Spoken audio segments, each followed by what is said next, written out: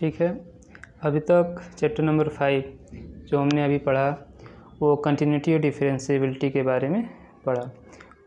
और वहाँ पे हमने जो डिफरेंट टाइप के फंक्शंस होते हैं, composite function, inverse trigonometric function, implicit function, exponential function, logarithmic function, ठीक है, इनका डिफरेंशिएशन कैसे करना है उसके बारे में पढ़ा था। अब ये चैप्टर नंबर 6 है। चैप्टर का नाम एप्लीकेशन ऑफ डेरिवेटिव्स है, ठीक है। डेरिवेटिव्स के एप्लीकेशंस, यूज कहाँ पर हैं उनके बारे में हमें पढ़ना है, उनका यूज कैसे करना है इसके बारे में भी पढ़ना है, ठीक है। और इसके बेस पे हम लोग 5 एक्सरसाइज सॉल्व करने जा रहे हैं। लास्ट एक्सरसाइज मिसलेनियस एक्सरसाइज है, मतलब 5 कॉन्सेप्ट, पहले 5 टॉपिक 5 कॉन्सेप्ट के बारे में जानेंगे।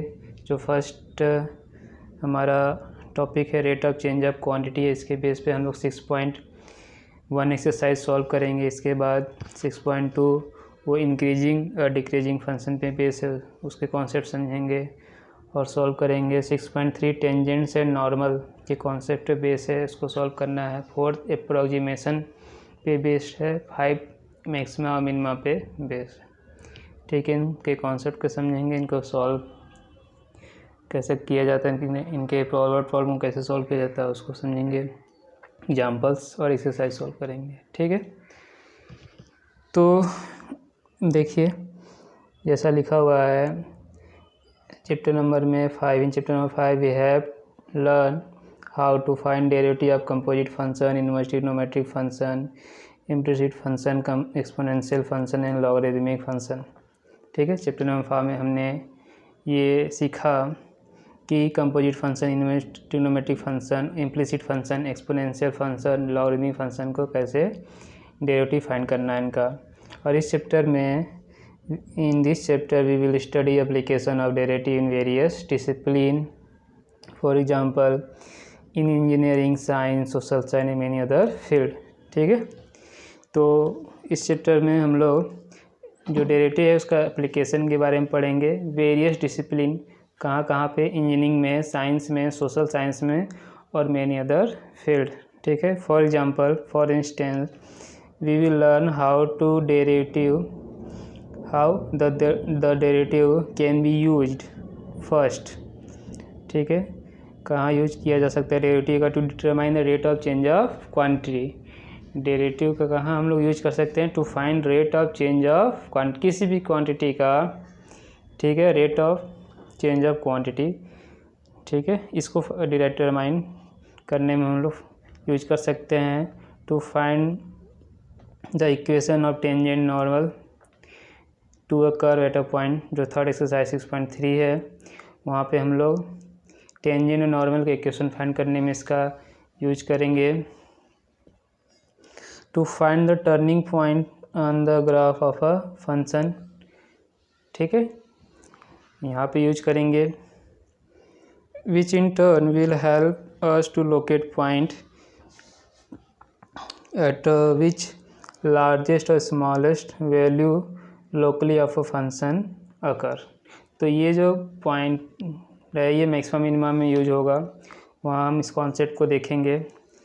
6.5 एक्सरसाइज में we will also use derivative to find intervals on which a function is increasing और डिक्रीजिंग। ये सेकेंड एक्सरसाइज जो 6.2 है, वहाँ पे इंक्रीजिंग डिक्रीजिंग फंक्शन का कॉन्सेप्ट हम लोग देखेंगे, ठीक है। और इंक्रीजिंग डिक्रीजिंग फंक्शन के कॉन्सेप्ट जब पढ़ेंगे तो वहाँ पे इंटरवल भी फाइंड करेंगे, किस इंटरवल में हमारा फंक्शन इंक्रीज हो रहा है और किस इंटरवल पे डिक्रीज हो रहा है। Finally we use the derivative to find the approximate value of a certain quantities, ठीक है। अब क्वांटिटी का हम लोग अप्रोक्सीमेट वैल्यू भी फाइंड करने के लिए इस डेरिवेटिव का यूज करेंगे। अप्रोक्सीमेट वैल्यू फाइंड करना, जैसे मान लीजिए 36.6 का स्क्वायर रूट फाइंड करना है, ठीक है, तो इसका अप्रोक्सीमेट वैल्यू फाइंड करना है। और किसी डेसिमल नंबर का क्यूब रूट फाइंड करने के लिए, ठीक है। ये सब अप्रॉक्सीमेट वैल्यू फाइंड करने के लिए हम लोग इसका यूज पढ़ेंगे 6.4 एक्सरसाइज में। तो क्या करने जा रहे हैं ये समझ में आ गया होगा चैप्टर का इंट्रोडक्शन। तो जो 6.1 एक्सरसाइज है, 6.1 जो एक्सरसाइज है उस पर बेस है rate of change of quantity, इस टॉपिक पे बेस है। तो इसको समझते हैं और हम लोग पहला एक्सरसाइज सॉल्व करने जाते हैं। ठीक है, तो क्या लिखा हुआ है, rate of change of quantity. अच्छा, हम लोग डेरिवेटिव प्रीवियस चैप्टर में डेरिवेटिव और थोड़ा बहुत फिजिक्स में भी पढ़ा होगा हमने 11th में। ठीक है, 11th में फिजिक्स में ये सारी वैल्यू आती थी, ds और dt। ठीक है, और वेलोसिटी का भी, ठीक, फोर्स का, rate of change of acceleration with respect to time, velocity का, rate of change of displacement with respect to time, ये सब हमने फिजिक्स में पढ़ा है ना। तो ये वर्ड आता था rate of change of displacement with respect to time, rate of change of displacement velocity, sorry rate of change of velocity with respect to time. यहाँ से हमें एक्सेलरेशन मिलता था। और ठीक है, तो वही चीज़ यहाँ लिखा हुआ है कि जो डेरिवेटिव होता था, ठीक है, ds/dt से क्या मीनिंग होता था, we mean the rate of change of distance S with respect to time, rate of change of distance with respect to time. ठीक है, in a similar fashion whenever one quantity y varies with another quantity x। ठीक है, कोई भी एक quantity दूसरे quantity के respect में वेरी करता है, सेटिस्फाइंग सम रूल, कुछ रूल को सेटिस्फाई करे। मान लीजिए फंक्शन हमारा क्या है, y = f(x), जो फंक्शन x पे डिपेंड है, x का फंक्शन है। ठीक है, जो फर्स्ट डेरिवेटिव है dy/dx या f(x), ये क्या रिप्रेजेंट करेगा, rate of change of y with respect to x। First derivative क्या रिप्रेजेंट करेगा, rate of change of y with respect to x। ठीक है, और मान लीजिए किसी पर्टिकुलर पॉइंट पे उस फर्स्ट डेरिवेटिव की वैल्यू फाइंड करनी है, तो हम इसे एक लाइन खींचकर यहाँ लास्ट में x = x0, जो भी पॉइंट हो, जैसे x = 1 पे फाइंड करना है, तो यहाँ क्या लिख देंगे, एक लाइन खींचकर x = 1। ठीक, या जब इस फॉर्म में लिखेंगे तो यहाँ f(x) था, तो उस x की जगह पे यहाँ पॉइंट पुट कर देंगे। मान लीजिए 1 है तो यहाँ x की जगह क्या लिखेंगे, f(1) x0। ठीक है, represent the rate of change of y with respect to x at point x = x0। यहाँ तक का कॉन्सेप्ट समझ में आ गया होगा। यदि हमें किसी भी एक क्वांटिटी का दूसरे क्वांटिटी के रिस्पेक्ट में रेट फाइंड करने के लिए कहा जाएगा, तो rate of change of y with respect to x, ठीक है, तो उसे हम फर्स्ट डेरिवेटिव से रिप्रेजेंट करेंगे। मतलब कि उसका हमें फर्स्ट डेरिवेटिव फाइंड करना होगा। यहाँ तक क्लियर हो गया। If two variable x and y are varying with respect to another variable t। अब मान लीजिए x और y जो है पैरामेट्रिक फॉर्म में दिया हुआ है, उनकी पैरामेट्रिक इक्वेशन दिया हुआ है, जो अभी हम लोग चैप्टर नंबर 5 में एक एक्सरसाइज पढ़ा था। ठीक है, पैरामेट्रिक फॉर्म होगा तो उनका डिफरेंशिएशन कैसे करना है, डेरिवेटिव कैसे फाइंड करना है, फर्स्ट डेरिवेटिव से कैसे फाइंड करना है। तो यहाँ भी वही चीज़ है कि यदि दो वेरिएबल x एंड y जो है वो वेरी करते हैं थर्ड वेरिएबल के रेस्पेक्ट में, मान लीजिए t है, तो x किस टर्म में दिया होगा, t के टर्म में, y भी t के टर्म में, x = f(t), y = g(t). तो जब ये पैरामेट्रिक इक्वेशन दिए होंगे, पैरामेट्रिक फॉर्म में दिया होगा, तो हम दोनों का ही t के रेस्पेक्ट में फर्स्ट डेरिवेटिव फाइंड कर लेंगे। ठीक है, और मान लीजिए dy/dx फाइंड करना होगा, rate of change of y with respect to x find करना है, तो y का with respect to t derivative first derivative find करेंगे, और जो नीचे x है उसका भी टी के रेस्पेक्ट में फर्स्ट डेरिवेटिव फाइंड करेंगे, दोनों को डिवाइड कर देंगे, ठीक है। और जब दोनों को डिवाइड करेंगे एक करने पे इसकी वैल्यू हमें फाइंड हो जाएगी। लेकिन ये डिनोमिनेटर में आता है first derivative of x with respect to t d x by d t, तो ये 0 नहीं होना चाहिए। अब इसका रिवर्स भी हो सकता है, d x upon d y भी पूछा जा सकता है, d x upon d y भी पूछ सकते हैं, मतलब rate of change of y x with respect to y, rate of change of x with respect to y भी होगा। तब यहाँ पे d x by d t ऊपर रहेगा, d y by d t नीचे होगा, और d y by d t 0 नहीं हो सकता क्योंकि d y by d t अब कहाँ पे है, डिनोमिनेटर में। डिनोमिनेटर कैन नॉट बी 0, यदि 0 होता है तो अनडिफाइंड हो जाएगा, ठीक है। तो ये समझ में आ गया। y with respect to x यदि पूछा जाता है तो y का डेरिवेटिव ऊपर, x का डेरिवेटिव नीचे, और x with respect to y पूछा जाएगा तो x का डेरिवेटिव ऊपर, y का डेरिवेटिव नीचे। तो ये तो पैरामीट्रिक के लिए भी हो गया। और ये जो पैरामीट्रिक जो फॉर्म नहीं होगा तो सिंपली फर्स्ट डेरिवेटिव फाइंड कर लेंगे, पहला चीज़। और यदि किसी पर्टिकुलर पॉइंट में बोलता है, पूछता है, तो हम फर्स्ट डेरिवेटिव फाइंड करके वो पॉइंट उसमें पुट कर देंगे। इससे हमें रेट ऑफ चेंज ऑफ मिल जाएगा, rate of change of quantity, किसी भी क्वांटिटी का हमें मिल जाएगा। कैसे, कुछ एग्जांपल से भी समझ लेंगे।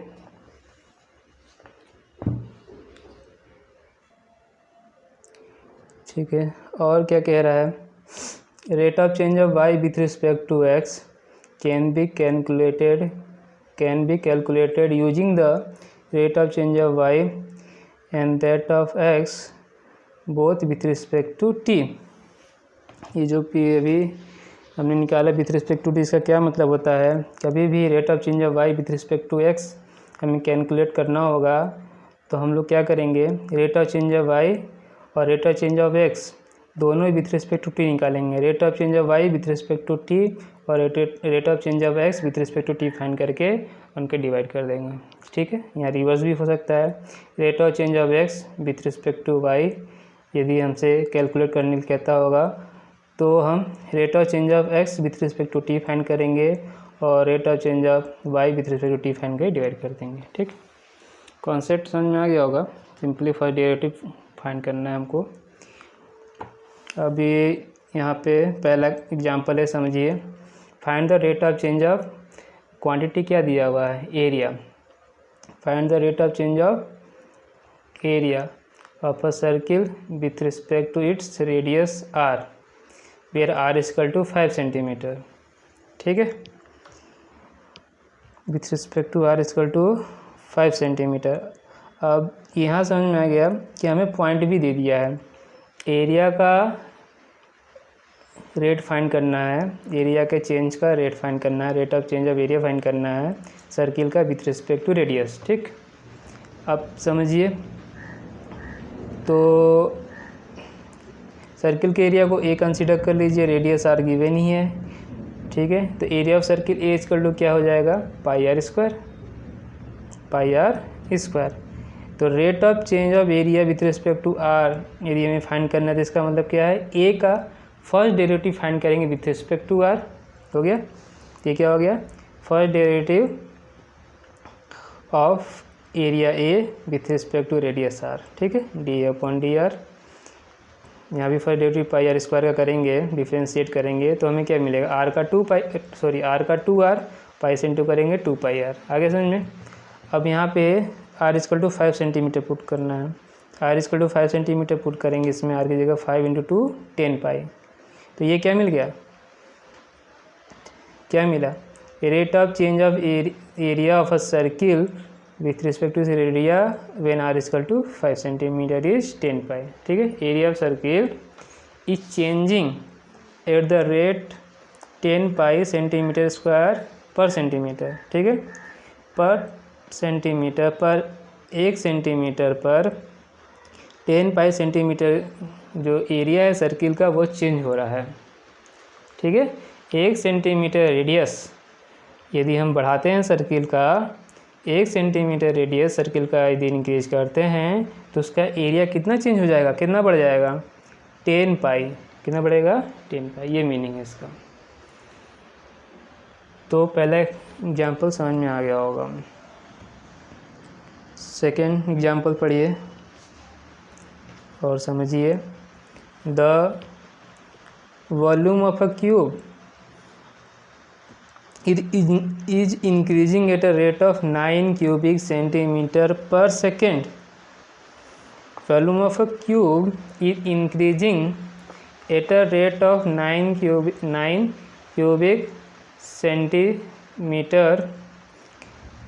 cubic centimeters per second. एक सेकेंड में क्यूब का वॉल्यूम 9 सेंटीमीटर क्यूब, ठीक है, 9 क्यूबिक सेंटीमीटर इंक्रीज होता है, ठीक, चेंज हो रहा है, इंक्रीज हो रहा है। How fast is the surface area increasing, ठीक है, सरफेस एरिया कितना फास्ट इंक्रीज होगा। When length of a edge is 10 centimetre, when the length of an edge is 10 centimetre, ठीक है, उसका एज साइड ये 10 सेंटीमीटर,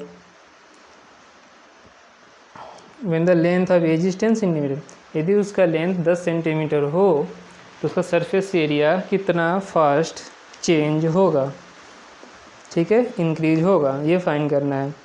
चलिए, वॉल्यूम को भी कंसीडर कर लिया, लेंथ जो को x कंसीडर कर लिया गया है, x भी the length of the side, भी द वॉल्यूम, s भी द सरफेस एरिया, ठीक है। तो ये चेंज जो दिया हुआ है यहाँ से देखिए 9 क्यूबिक सेंटीमीटर पर सेकेंड, तो किसके रिस्पेक्ट में चेंज दिया है, टाइम के रिस्पेक्ट में। तो जो फर्स्ट डेरिवेटिव हो गया v किसका फंक्शन हो गया, टाइम का, चेंज किसके टाइम में, तो ये हो जाएगा dv/dt, ठीक है। वॉल्यूम यदि x लिए हैं और ये क्यूब है तो क्यूब का वॉल्यूम क्या होता है, side into side into side, मतलब साइड का क्यूब मीन्स x का क्यूब, जो x हमने साइड माना हुआ है, ठीक है। और इसका surface area, total surface area क्या होता है 6 इंटू साइड स्क्वायर, ठीक है, तो 6x स्क्वायर। तो वॉल्यूम और सरफेस एरिया दोनों ही मिल गया। अब तो वॉल्यूम का चेंज दिया है विथ रिस्पेक्ट टू टाइम, ठीक है, तो रेट ऑफ चेंज में क्या रिप्रेजेंट करता है, फर्स्ट डेरिवेटिव। तो फर्स्ट डेरिवेटिव v का क्या दिया हुआ है, 9 क्यूबिक सेंटीमीटर पर सेकेंड, 9 सेंटीमीटर क्यूब पर सेकेंड, ये गिवन है और इसकी वैल्यू 9 है। v के वैल्यू कितना है, x क्यूब, ठीक है, v की वैल्यू कितना है, x क्यूब, इसका डेरिवेटिव कर लें x, ठीक है। तो इससे ये क्लियर हो रहा है क्वेश्चन से, x हमारा x भी s, वॉल्यूम और ये सरफेस एरिया s, ये सब जो हैं वो टाइम के फंक्शन हैं। तो x क्यूब का, ठीक है, ये कंपोजिट फंक्शन हो गया। तो x का हम डेरिवेटिव करेंगे, चेन रूल से कर लेते हैं, x क्यूब का 3x स्क्वायर हो जाएगा, फिर x का dx/dt, ठीक है, क्योंकि x हमारा किसका फंक्शन है, x हमारा t का फंक्शन है, ठीक है, dx/dt, चेन रूल से हो गया। अब आगे करते हैं, ठीक है। तो यह देखिए ये 9 हुआ, 3 से 9 कैंसिल हो गया, तो 3/x स्क्वायर। तो rate of change of length, rate of change of length of side with respect to time is 3/x square मिला, ठीक। क्वेश्चन नंबर फर्स्ट इसको पुट कर दीजिए। अब आते हैं सरफेस एरिया, इसका हम डेरिवेटिव फाइंड करते हैं, तो इसका भी हमें रेट ऑफ चेंज ऑफ मिल जाएगा, ठीक है, रेट ऑफ चेंज मिल जाएगा। तो 6x स्क्वायर का आप डेरिवेटिव करेंगे, 6 का तो होगा नहीं, और x स्क्वायर का आप करेंगे तो 2x हो जाएगा, 2 इंटू 6 क्या हो जाएगा 12x, और x हमारा फंक्शन है टाइम का, तो यहाँ चेन रूल यूज किया गया है, ठीक है। और dx/dt first derivative equation number 1 से यहाँ पुट कर लीजिए 3/x स्क्वायर, तो वैल्यू कितनी हो गई, x स्क्वायर, x कैंसिल होकर 36/x, ठीक है। तो x की वैल्यू क्या कर लीजिए, किस पॉइंट पे बोला था, x = 10 सेंटीमीटर। अब यहाँ पे x = 10 सेंटीमीटर पुट करिए तो हमें rate of change of surface area with respect to time हमें फाइंड हो जाएगा, ठीक है। 10 से इसको डिवाइड करेंगे 3.6 सेंटीमीटर स्क्वायर पर सेकेंड, ये हमें फाइंड करना था, ठीक है। तो पहले क्वेश्चन में देखिए दोनों क्वेश्चन में क्या डिफरेंस है। फर्स्ट क्वेश्चन में डायरेक्टली हमें rate of change of area पूछा था और किसी पर्टिकुलर पॉइंट पे, इसमें ठीक है डायरेक्टली पॉइंट दे दिया था और हम ये फाइंड कर लिए थे। सेकंड क्वेश्चन में 2 स्टेप में हमें इसको फाइंड करना पड़ा। ठीक है, सरफेस एरिया का तो rate of change of find करना था, रेट फाइंड करना था विथ रिस्पेक्ट टू टाइम। ठीक है, लेकिन यहाँ पे वॉल्यूम का रेट देकर ये आपको क्लियर किया। ठीक है, यहाँ पे सिंपली कह दिया with respect to radius find करना है, यहाँ पे डायरेक्टली नहीं कहा है, यहाँ पे ये चीज़ डायरेक्टली नहीं बोला है कि आपको एज के रेस्पेक्ट में आपको रेट फाइंड करना है सरफेस एरिया का। ये हमें फर्स्ट लाइन से क्लियर हुआ कि जो रेट है वो विथ रिस्पेक्ट टू टाइम, जो रेट है वो with respect to time given है, तो हमें rate with respect to time ही फाइंड करना है सरफेस एरिया का। यहाँ पे डायरेक्टली हम एक्स के रेस्पेक्ट में नहीं कर सकते जो यहाँ पे किए थे, क्योंकि यहाँ तो क्वेश्चन में दिया था ऑलरेडी। तो यहाँ पे हमें यहाँ से समझना पड़ा कि टाइम्स के रेस्पेक्ट में हमें फाइंड करना है। यहाँ तो समझ में आ गया होगा ये चीज़ कॉन्सेप्ट, इसमें इस क्वेश्चन में क्या डिफरेंट है। ठीक है, कभी डायरेक्टली कहता है कि सरफेस फाइंड, कभी क्रेडिट नहीं देता है, तो हमें क्वेश्चन से ही समझना पड़ेगा। तो जब ये हम डायरेक्टली यदि करते हैं एक्स के रेस्पेक्ट में तो 6x² हो जाता है और एक्स की वैल्यू 10 पुट करते हैं, 100 में 600 आता, 600 आता।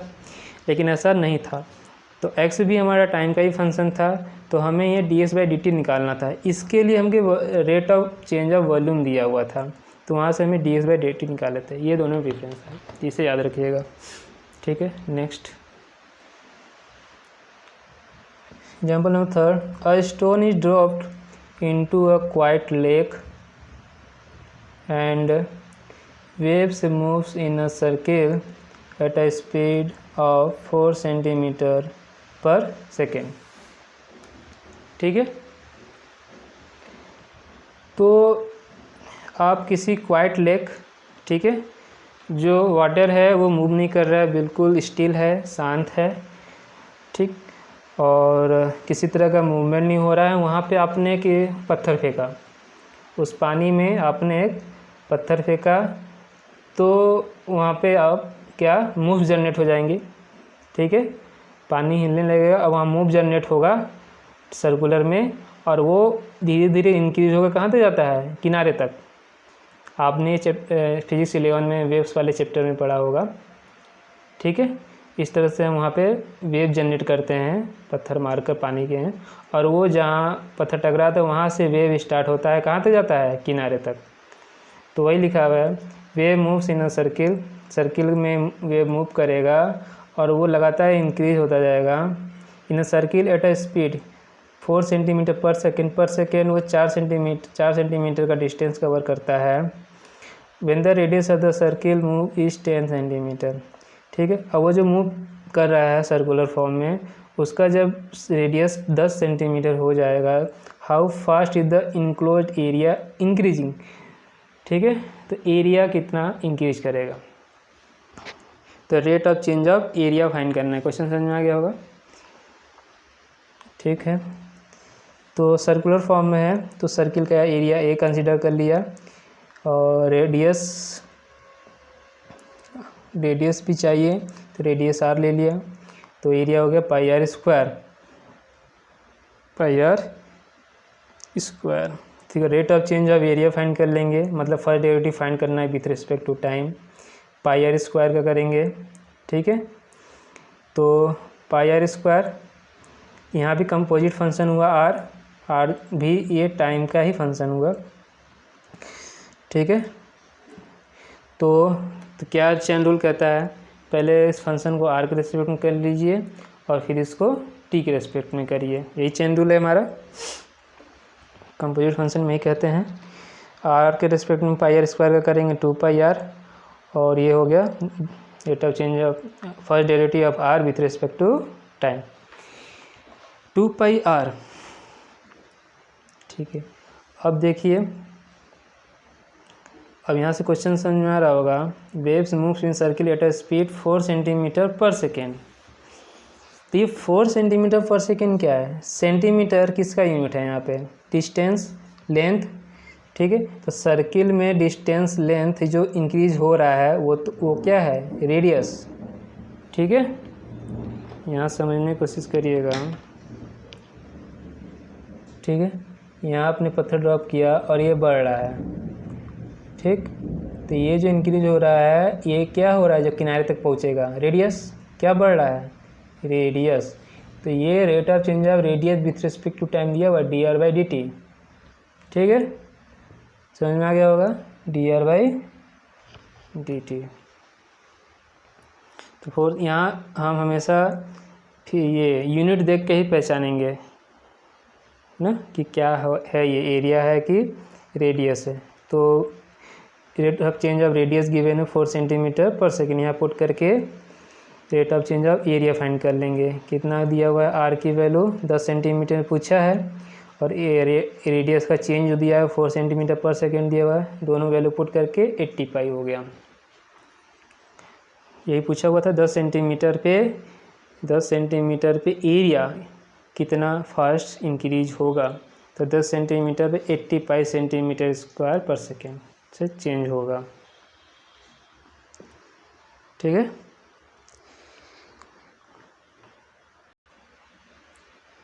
यहाँ पे एक नोट दिया हुआ है, ये तो सॉल्व हो गया। आंसर कितना हो गया, 80 pi centimetre square per second when radius r equal to 10 centimetre. क्या नोट क्या दिया हुआ है, जो first derivative y with respect to x है ये पॉजिटिव होगा कब, if y increases as x increase. x को इंक्रीज पर y यदि इंक्रीज हो रहा है तो ये तो फर्स्ट डेरिवेटिव पॉजिटिव होगा। और ये निगेटिव होगा कब, जब y की वैल्यू डिक्रीज करे व्हेन x इज इंक्रीजिंग। इस कॉन्सेप्ट समझ में आ गया होगा ना। x के इंक्रीज करने पे दोनों इंक्रीज हो रहे हैं, y भी इंक्रीज हो रहा है तो फर्स्ट डेरिवेटिव पॉजिटिव। लेकिन रिवर्स हो रहा है, वो x इंक्रीज करने पे y डिक्रीज कर रहा है तो फर्स्ट डेरिवेटिव हमारा क्या हो जाएगा, निगेटिव। ये कॉन्सेप्ट समझ में आ गया होगा। नेक्स्ट क्वेश्चन पढ़ते हैं हम। The length of x of a rectangle is decreasing at the rate of 3 centimeter per minute. Length of x of a rectangle is decreasing at the rate of 3 centimeter per minute. अभी समझ में आया है, decreasing लिखा हुआ है तो इसको किससे रिप्रेजेंट करेंगे, माइनस से। और जहाँ अभी तक तो तीनों क्वेश्चन में इंक्रीजिंग ही था तो प्लस हमने लिखी, वो नेगेटिव लिखने की ज़रूरत नहीं पड़ी थी। और पॉजिटिव भी रिप्रेजेंट नहीं लिखते हैं, यदि पॉजिटिव प्लस नहीं लिखा हुआ है तो भी ये पॉजिटिव ही माना जाता है। ठीक है, पर इंक्रीजिंग में आपको प्लस लिखने की ज़रूरत नहीं है, लेकिन डिक्रीजिंग में आपको एक कंपलसरी है कि नेगेटिव लिखना होगा। ठीक, और क्या दिया हुआ है, तो डिक्रीजिंग है 3 सेंटीमीटर पर मिनट, तो सेंटीमीटर है तो ये तो क्लियर होगा कि लेंथ है ये, और एक्स बोला है और विथ रिस्पेक्ट टू मिनट लिखा हुआ है ना तो टाइम होगा with respect to time, dx/dt कितना होगा, -3 सेंटीमीटर पर मिनट। ये डिक्रीज हो गया। अगला क्या कह रहा है, विड्थ y इज इंक्रीजिंग है, पॉजिटिव होगा। क्या रेट है, 2 सेंटीमीटर पर मिनट, तो y dy/dt कितना हो गया, 2 सेंटीमीटर पर मिनट। अब क्वेश्चन ये कह रहा है x इक्वल टू 10 सेंटीमीटर, तो y equal to 6 centimetre, x equal to 10 centimetre and y equal to 6 centimetre. Find the rate of change of, point तो दे दिया। अब इसमें ये अभी 2 पार्ट में क्वेश्चन है, rate of change of perimeter find करना है रेक्टेंगल का, rate of change of area of rectangle find करना है। चलिए हो जाएगा। तो क्या क्या लिखा है, लेंथ इज इन डिक्रीजिंग और width is increasing with respect to time, तो ये दोनों क्वांटिटी हमें गिवन है, इसको हमने लिख लिया। पेरीमीटर पी क्या होता है रेक्टेंगल का, 2 इंटू लेंथ प्लस विड्थ। ठीक है, 2 into length plus x plus y. अब इसको हम डिफ्रेंशिएट कर देंगे विथ रिस्पेक्ट टू टाइम। तो ठीक है, रेट ऑफ चेंज चाहिए तो हमें dp/dt चाहिए, तो हम differentiating both side with respect to time. ठीक, ये हो जाएगा dx/dt, ये dy/dt। दोनों की वैल्यू दिया हुआ है ना, इन दोनों की वैल्यू पुट कर दीजिए, -3 + 2 पुट कर दिया तो क्या हो गया वैल्यू, -2 सेंटीमीटर पर मिनट। तो यहाँ पे x और y की ज़रूरत नहीं पड़ी, ठीक। तो ये तो निकल गया first perimeter. Rate of change of कितना आया, डिक्रीजिंग हो रहा है, पेरीमीटर क्या हो रहा है, डिक्रीज हो रहा है 2 सेंटीमीटर पर मिनट। और area length into width x into Y. तो यहाँ पे प्रोडक्ट रूल यूज होगा, ठीक है, क्योंकि ये प्रोडक्ट ऑफ टू फंक्शन है। तो प्रोडक्ट रूल क्या कहता है, एक फंक्शन का आप डिफ्रेंशिएट कीजिए, डेरिवेटिव फाइंड कीजिए, सेकेंड को मल्टीप्लिकेशन में लिखिए, प्लस फर्स्ट फंक्शन को मल्टीप्लिकेशन में लिखिए और सेकेंड का आप डेरिवेटिव निकालिए और दोनों को ऐड करिए। तो वही क्या हुआ है, एक का डेरिवेटिव करना है और एक का नहीं करना है, सिंपल कॉन्सेप्ट है। एक का डेरिवेटिव करना है और एक का नहीं करना है। तो देखिए x का डेरिवेटिव किए, y को वैसे लिखे, x को छोड़े, y का डेरिवेटिव किए। तो ठीक है, dx बाई dt की वैल्यू कितना गिवन है, -3, y की वैल्यू कितना गिवन है, 6, कितना गिवन है, 6 सेंटीमीटर, y की वैल्यू कितना गिवन है, 6 सेंटीमीटर। तो -3 इंटू 6 कितना हो गया, 18, -18 कितना हुआ, -18। और अगला देखिए x की वैल्यू कितना गिवन है, 10 सेंटीमीटर, और first derivative with respect time कितना गिवन है, 2 सेंटीमीटर पर मिनट, पॉजिटिव इंक्रीजिंग है ना। तो हो गया 20 और ये -18, 20 - 18 कितना हो गया, 2, ठीक, 2 सेंटीमीटर स्क्वायर पर minute. Rate of change of area with respect time कितना आया, 2 सेंटीमीटर स्क्वायर पर मिनट, 2 सेंटीमीटर स्क्वायर पर मिनट, 2 सेंटीमीटर स्क्वायर पर मिनट आ गया। तो ये हमारा दोनों आंसर है, एक आंसर आया -2 सेंटीमीटर पर मिनट, दूसरा 2 सेंटीमीटर स्क्वायर पर मिनट। यूनिट लिखने में थोड़ा सा ध्यान रखिएगा। नेक्स्ट हो गया, समझ में आ गया होगा। Question number 5। अब एग्जाम्पल नंबर 5 देखिए, यहाँ का भी कॉन्सेप्ट अभी एक्सरसाइज सॉल्व करने के लिए आपको याद रखना पड़ेगा। क्या दी है, total cost c of x से रिप्रेजेंट किया गया है, क्योंकि हमारा कॉस्ट किसका फंक्शन एक्स का। देखिए गिवन है C of X equal to 0.005 X cube minus 0.02 X square plus 30x प्लस 5000 associated with the production of x units of an item is given by, ठीक है, associated with the production of x unit of an item is given by. तो ये हो गया total cost.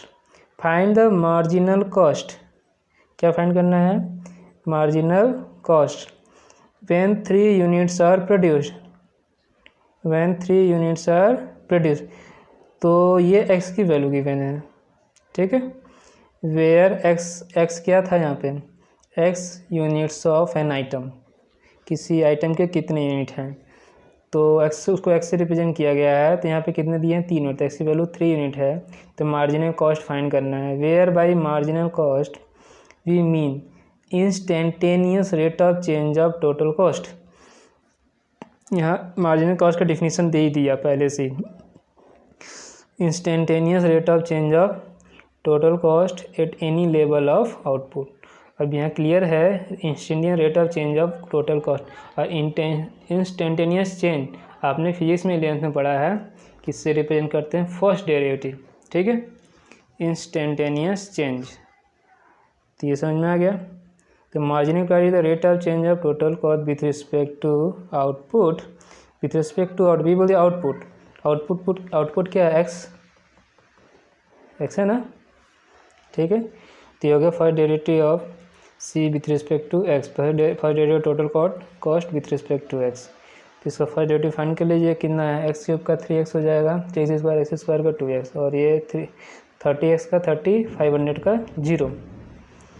तो हो गया। अब किस पे निकालना था, x इक्वल टू 3 यूनिट पे, यहाँ पे x की 3 यूनिट 3 और यहाँ x की वैल्यू 3 पुट करेंगे। तो ये तो 3 इंटू 2 का इसमें इंटू कर दिए 0.04 और इंटू 3 का इंटू किए 5 में 0.0, 3 5 या 15, 0.015 और 3 स्क्वायर इज 9 और 15 और 9 का इंटू करेंगे 135। पॉइंट कितने डिजिट पे लगाना, 3 डिजिट पे, 3 3 12, पॉइंट कितने डिजिट पे, 2 डिजिट पे, और इसको सब्ट्रैक्ट करेंगे और 30 सेट करेंगे तो कितना मिलेगा हमें, 30.015। तो रिक्वायर्ड मार्जिनल कॉस्ट 30.02। ठीक है, इसको राउंड अप कर लिया गया है, 2 डिजिट पे राउंड अप किया गया है, 5 है इसे, तो 1 को 2 कर लिया गया है। अब आ गया टोटल रेवेन्यू। नेक्स्ट क्वेश्चन जो है रेवेन्यू पे बेस्ड है, यहाँ भी मार्जिनल रेवेन्यू पूछा गया होगा। तो total revenue rupees received from the sale of x unit of a product, किसी प्रोडक्ट का एक्स यूनिट यदि हम सेल करते हैं तो हमें रेवेन्यू कितना मिलता है। ठीक है, रेवेन्यू का ऐसे सिंपल मीनिंग होती है इनकम। ठीक है, टोटल इनकम कितना है, कितना हम कमा रहे हैं, 3x² + 36x + 5, ये हो गया मार्जिनल रेवेन्यू। x = 5 पर 5 यूनिट यदि प्रोडक्ट को हम सेल करते हैं तो कितना रेवेन्यू मार्जिनल आता है। वेयर बाय ओरिजिनल रेवेन्यू का मतलब होता है rate of change of total revenue with respect to number of items, किस रेस्पेक्ट में, एक्स के रेस्पेक्ट में, एक्स ही हमारा यूनिट्स ऑफ प्रोडक्ट है। तो जैसा क्वेश्चन में बोला है is rate of change of total revenue with respect to number of unit sold, तो मार्जिनल रेवेन्यू के एम आर से रिप्रेजेंट कर रहे हैं, आर से यहाँ रिप्रेजेंट किया है, dr/dx, सॉरी एम आर से रिप्रेजेंट कर रहे हैं, और टोटल रेवेन्यू को आर ऑफ एक्स से रिप्रेजेंट किया गया है। एक्स के रेस्पेक्ट में इसको डिफ्रेंशिएट यदि हम करते हैं तो x² का 2x 3x हो जाएगा, ये 2x × 3 6x हो गया, ये 36 पता हो गया, और 5 का 0। ठीक, x की वैल्यू 5 पुट कीजिए, 5 6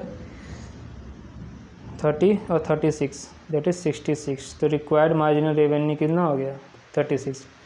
रिक्वायर्ड मार्जिनल रेवेन्यू 36। ठीक है, ये सारे एग्जांपल सॉल्व हो गए और कॉन्सेप्ट उस चैप्टर का हो गया। अब हम लोग एक्सरसाइज सॉल्व करते हैं, 18 क्वेश्चन है, इसको सॉल्व करते हैं। ठीक, फर्स्ट क्वेश्चन पढ़ लीजिए। Find the rate of change of area of a circle with respect to its radius r when r = 3 cm and r = 4 cm।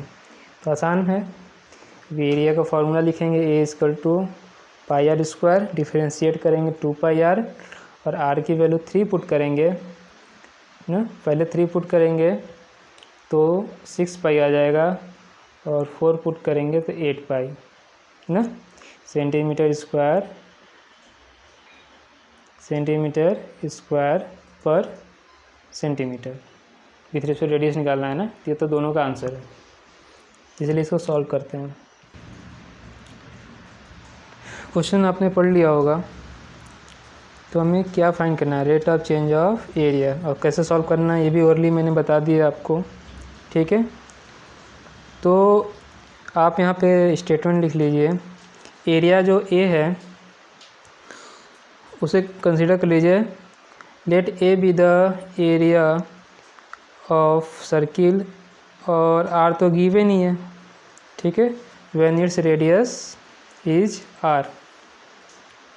ठीक है, तो एरिया ऑफ सर्किल क्या हो जाएगा, πr², और यहाँ फिर स्टेटमेंट लिखिएगा on differentiating.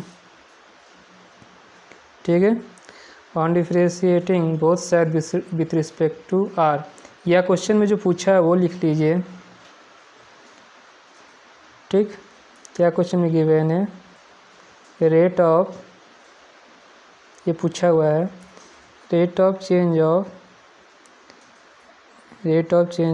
The area, rate of change of the area of a circle. ठीक है, विथ रिस्पेक्ट टू इस radius, with respect to its radius r. ठीक है, विथ रिस्पेक्ट टू इस रेडियस आर। तो ये यदि करना है हमें, पर डेरिवेटिव से रिप्रेजेंट कीजिए, ये हो गया 2r का r² का 2r, तो ये हमें मिला 2πr। 2πr। ठीक है, तो पहले ये जो गिवन है ये कब निकालना है, जब r की वैल्यू क्या हो 3 सेंटीमीटर। कब फाइंड करना है, जब r की वैल्यू 3 सेंटीमीटर है। तो rate of change of area with respect to r when r is equal to 3 centimetre, then 2π r की वैल्यू 3 पुट कर दीजिए, तो ये हो जाएगा 6π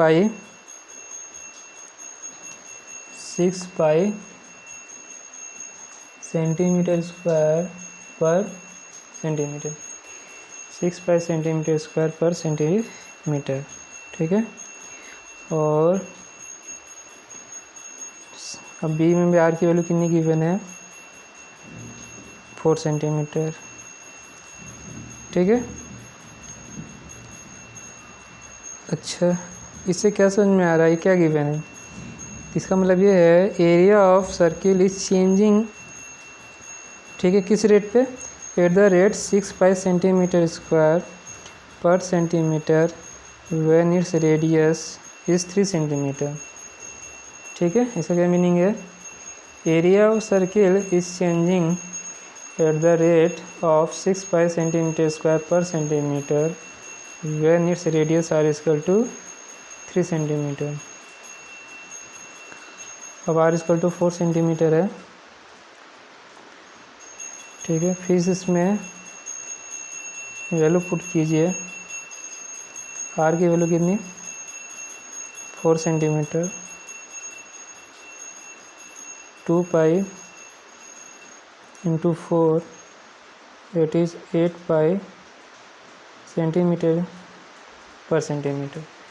अच्छा, यहाँ पे भी क्या मीनिंग है, area of circle is changing at a rate of 8π centimetre square पर centimetre when its radius is 4 centimetre. ठीक है, दोनों जगह आप स्टेटमेंट लिख सकते हैं, मैंने बोल दिया है। The area of the circle is changing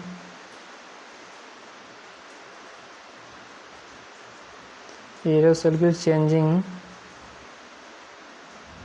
at the rate of 8π centimetre square पर centimetre when its radius is 4 centimetre. तो ये समझ में आ गया, इसको सॉल्व कैसे करना होगा। ठीक है, नोट कर लीजिए।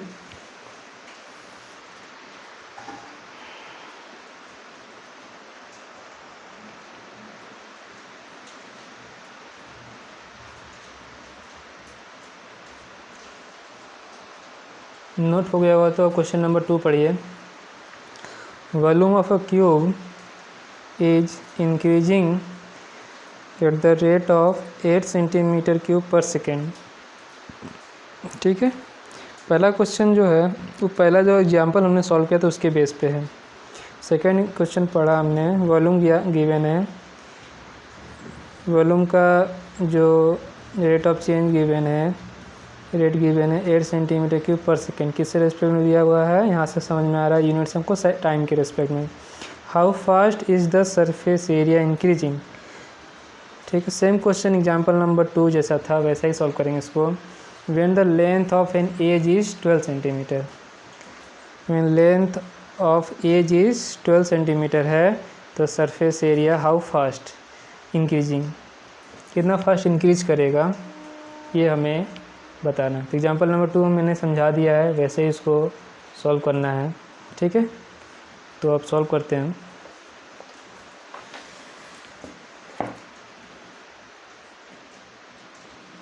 ठीक है,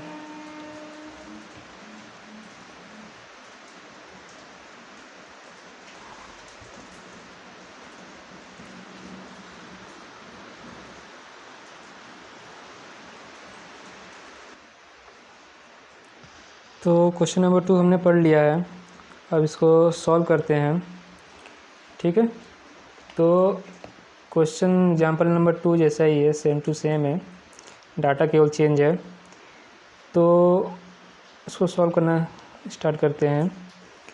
ठीक है, तो सबसे पहले आप लेंथ ऑफ एज, वॉल्यूम और सरफेस को कंसीडर कीजिए ना।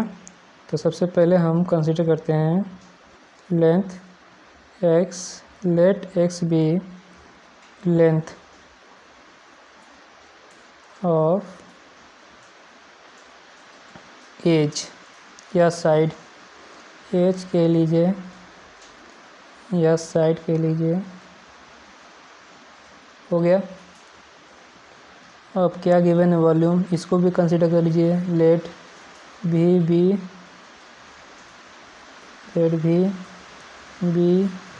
द वॉल्यूम, और सरफेस एरिया भी बोला है तो उसको कंसीडर कर लिया, S be the surface area be the surface area of the cube. इतना तो कंसीडर हो गया। तो we know that volume is side in side cube ना, side cube means x cube, और total surface area means 6 into side square, 6 into side square. ठीक है, और यहाँ पे क्वेश्चन से क्लियर हो गया, जो v गिवन था वो 8 सेंटीमीटर क्यूब पर सेकेंड। ठीक है, तो क्वेश्चन से क्लियर हो गया है कि यहाँ पे जो x गिवन है is a function of time, x है, ये n नहीं है, x is function of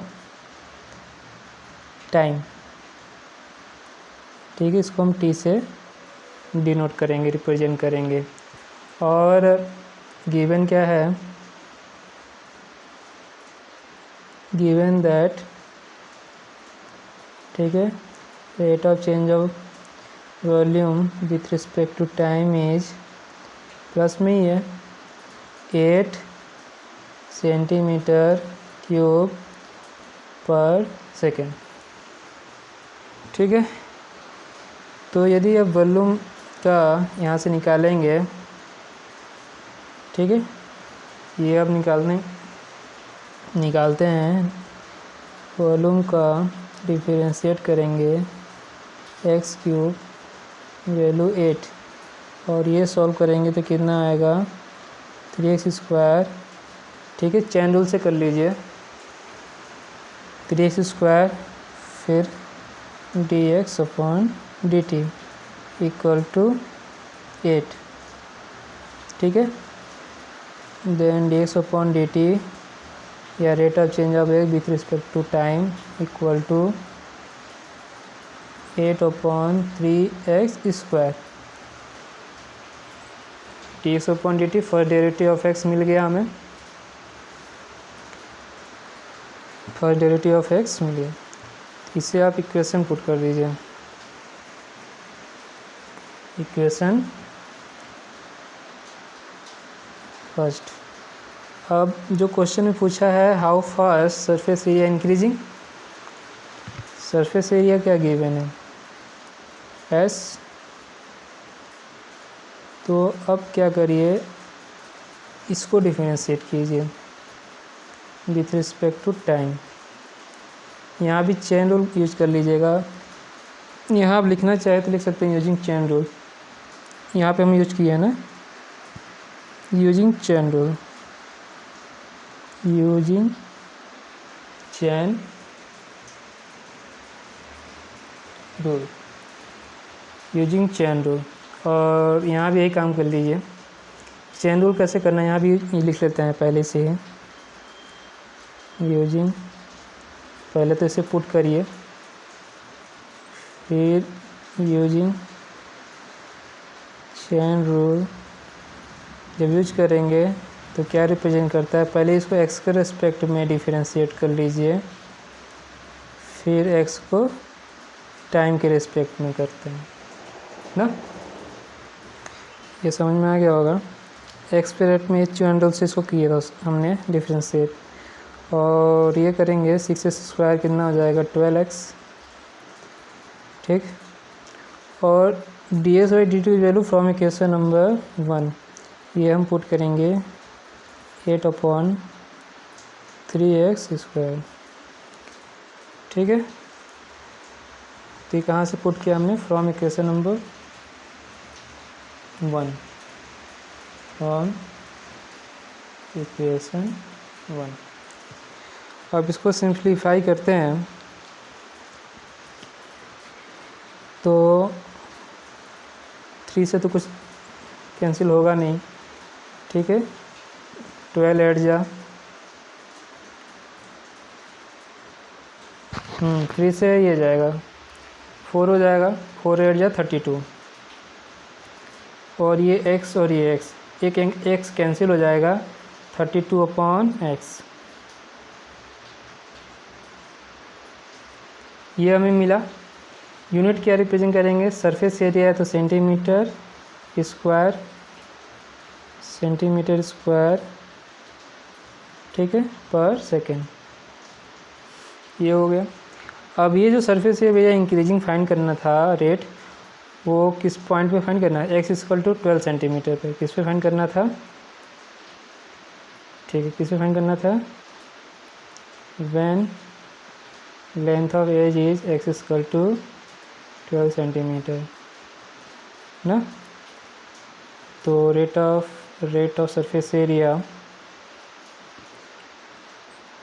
put कर लीजिए यहाँ पे 32/12 सेंटीमीटर पर स्क्वायर, 8/3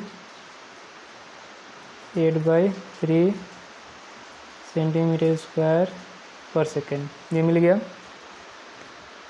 हो गया। यही आंसर है हमारा, आंसर लिख लीजिए, ठीक है। अच्छा, इसका क्या मीनिंग होता है, इसको कैसे बोलेंगे, क्या इसका मीनिंग है कि when length of as,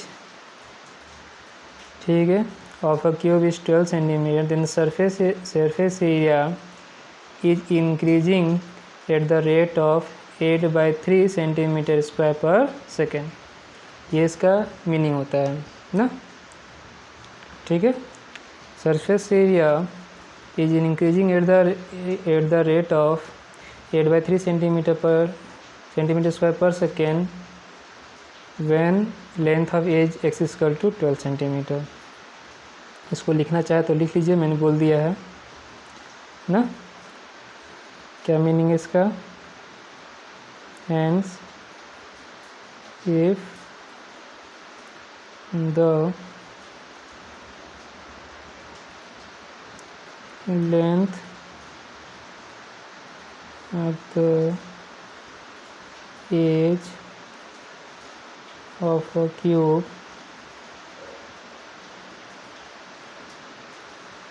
is 12 centimeter,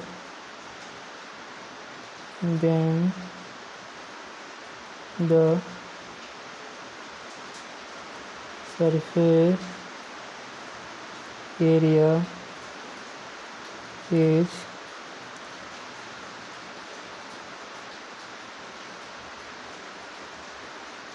increasing at the rate of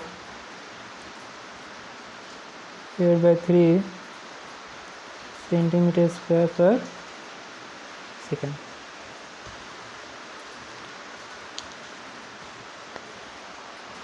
ये हो गया आंसर, समझ में आ गया होगा, नोट कर लीजिए।